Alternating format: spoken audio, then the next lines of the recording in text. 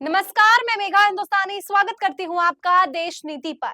Bharatiya Janata party में एक ऐसा व्यक्ति शामिल हुआ है जिसके बारे में अगर आप सुनेंगे, जानेंगे तो आपको लगेगा कि क्या सचमुच बीजेपी की कोई भी असूल नहीं रह गए हैं। क्या भारतीय जनता पार्टी में कोई भी नियम, कायदे, सिद्धांत कुछ भी नहीं रह गया है।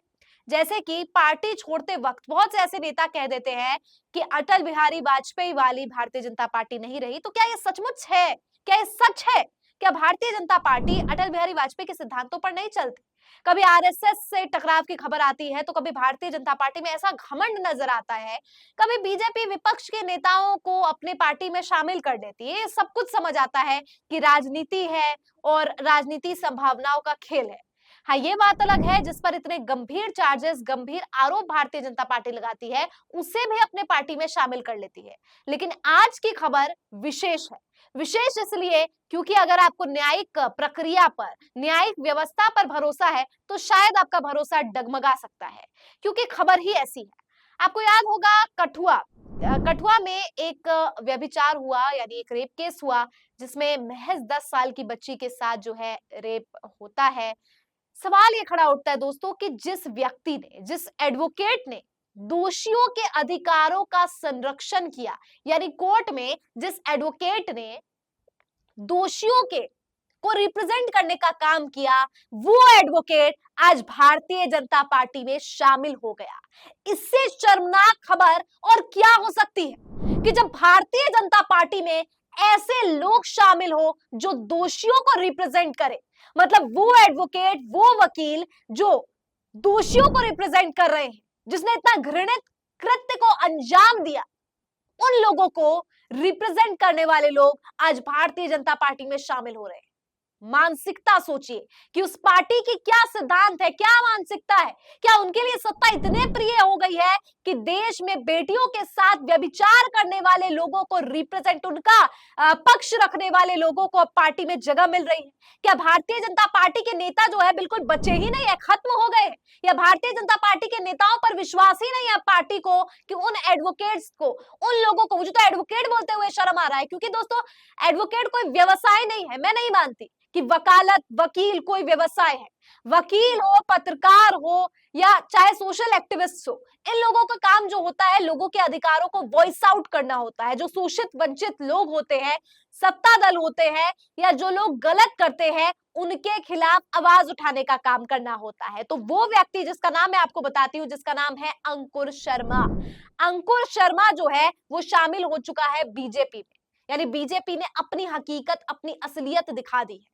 चुनाव के समय में ये शामिल तो हो गया है। क्यों?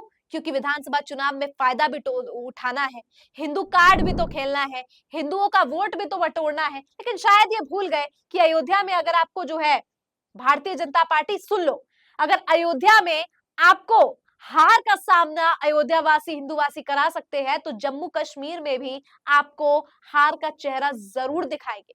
अगर आपको लग रहा है कि अंकुर शर्मा जैसे लोगों को अपने पार्टी में शामिल करके आपके पार्टी का मान बढ़ रहा है, तो आपको बता दूं कि पार्टी का मान बढ़े ना बढ़े, हिंदू वोटर्स तो आपके खेमे में बिल्कुल भी नहीं आने वाले हैं।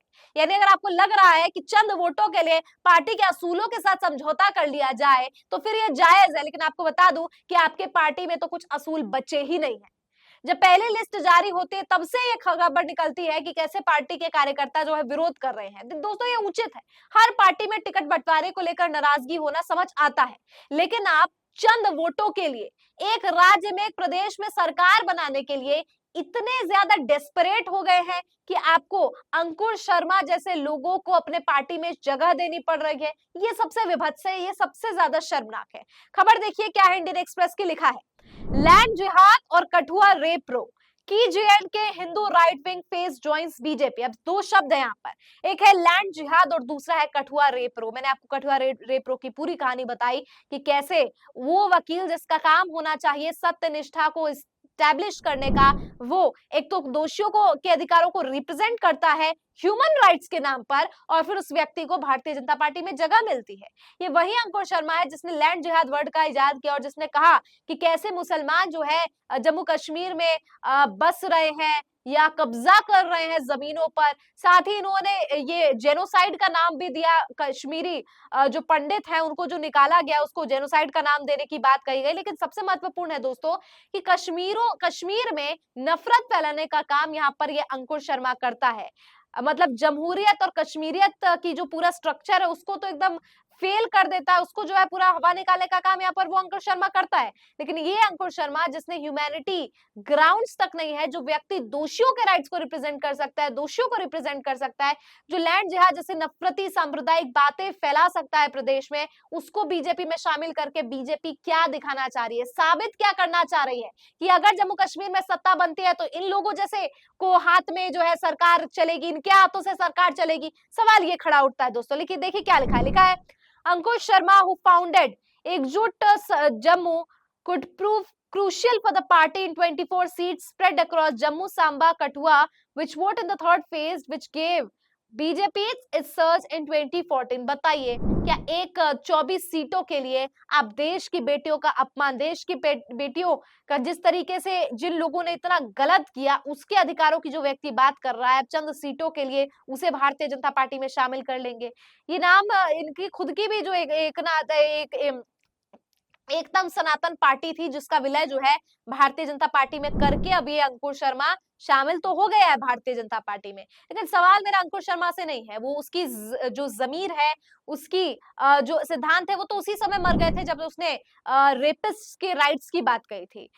मेरे सवाल जो है वो बीजेपी से है। मुझे पता है बीजेपी के भी कोई सिद्धांत नहीं है, कोई असूल नहीं है, लेकिन इतना ज्यादा बौखलाहट, इतनी बेचैनी, तो आप तो शायद अगर आपको तो अभी मौका मिला है कि आप रेपिस्ट के राइट रिप्रेजेंट करने वाले लोगों को अपने पार्टी में शामिल कर रहे हैं, शायद आपका बस चले तो आप तो रेपिस्ट को भी शामिल कर लिए। बोलने में मुझे बिल्कुल संकोच नहीं हो रहा है क्योंकि बीजेपी के लिए जीतना सबसे ज्यादा मायने रखता है। अगर ब्रिजभूषण शरण सिंह जैसे लोगों पर इतना बड़ा आरोप लग रहा है, कोई कार्रवाई नहीं होती, कोई कमेटी नहीं बैठती, क्लीन चिट लेकर बंदा घूम रहा है, मतलब क्लीन चिट क्या, कोई क्लीन चिट कार्रवाई नहीं होती तो अपनी मर्जी का क्लीन चिट लेकर व्यक्ति घूम रहा है, महिला पत्रकारों के साथ जो बदतमीजी कर रहा है और उस व्यक्ति को पार्टी जो है कुछ उसको बोल भी नहीं पा रही, तो ऐसे व्यक्ति के बारे में हम क्या ही उम्मीद रख सकते हैं अंकुश शर्मा जैसे लोगों के बारे में। लेकिन दोस्तों समझने की बात है कि अगर कोई बाहुबली है या अगर कोई व्यक्ति गलत कर रहा है तो क्या उसके अधिकार, मतलब अगर वो इतना बड़ा गलत भी कर रहा है और उसको इतना प्रभावी है कि वो कुछ सीटों पर प्रभाव रखता है, तो क्या बीजेपी उन लोगों को भी शामिल करने लगेगी?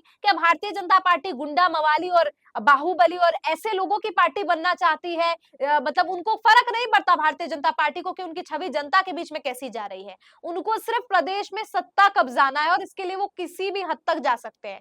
अंकुर शर्मा भारतीय जनता पार्टी में शामिल हुए हैं, ये एक्शन जो है इससे इंटेंशन का पता लगाया जाए तो इंटेंशन तो यही साफ है कि हमें अपनी कुर्सी चाहिए, हमें अपनी महत्वाकांक्षाओं की पूर्ति करना है और इसके बदले अगर हमें सत्ता जो है मतलब सत्ता चाहिए, सत्ता से हाथ धोना बिल्कुल बर्दाश्त नहीं होगा, लेकिन अगर सिद्धांतों से हाथ धोना पड़ जाए तो वो जायज है। क्या लगता है दोस्तों, अंकुर शर्मा भारतीय जनता पार्टी में शामिल हुए हैं और भारतीय जनता पार्टी का व्यक्तित्व, चरित्र सब कुछ सामने आ गया है कि कितनी नापाक पार्टी है? कमेंट करके बताइए। फिलहाल मुझे दीजिए इजाजत, देखते रहिए देश नीति। धन्यवाद।